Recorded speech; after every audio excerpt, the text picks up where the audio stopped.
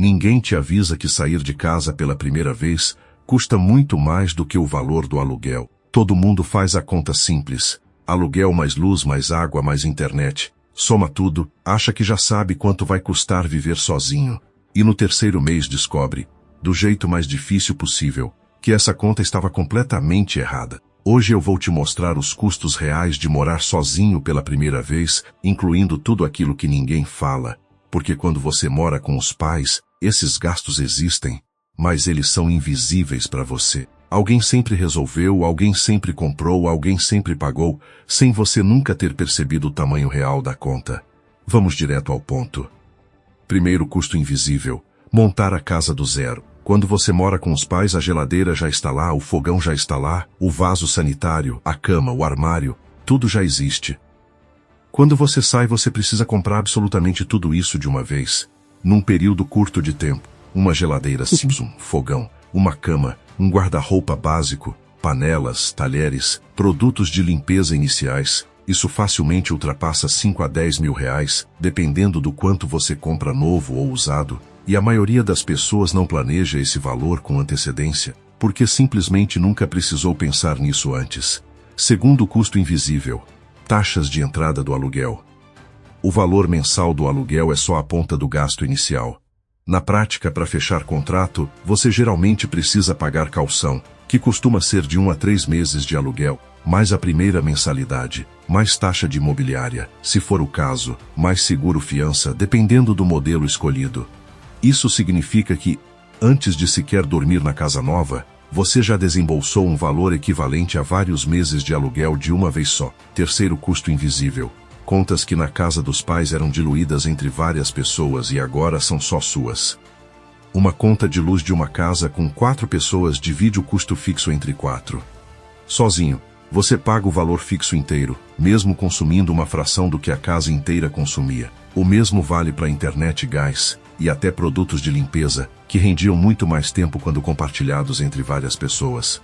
Quarto custo invisível, e esse é o que mais surpreende: comida.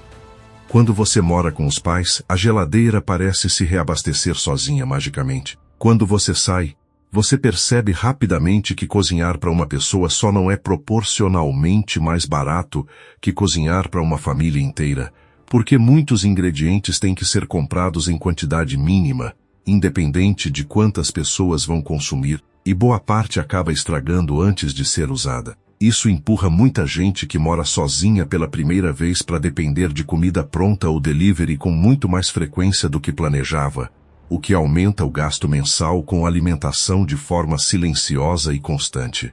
Quinto custo invisível: manutenção e imprevistos. Quando você mora com os pais, se um chuveiro queima, alguém resolve.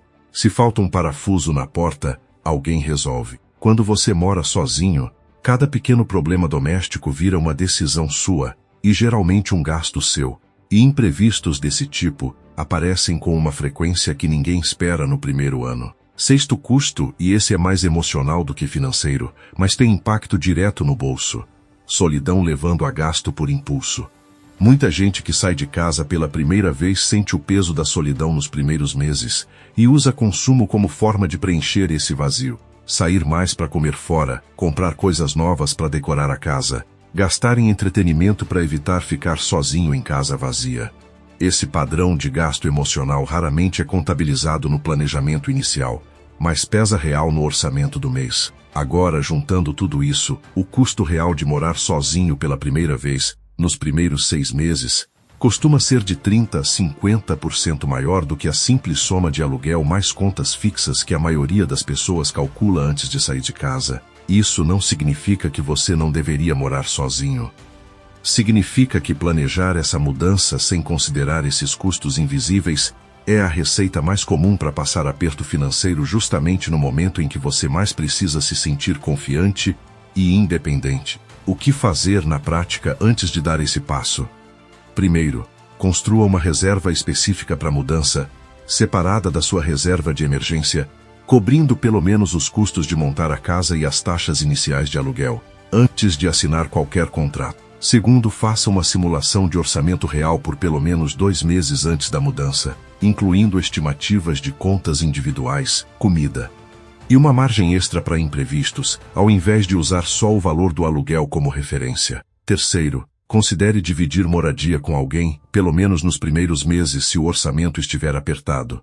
Isso dilui exatamente os custos que mais pesam sozinho. Contas fixas, comida e até os móveis iniciais. Quarto, monte a casa aos poucos, com prioridade no essencial, ao invés de tentar comprar tudo de uma vez no primeiro mês.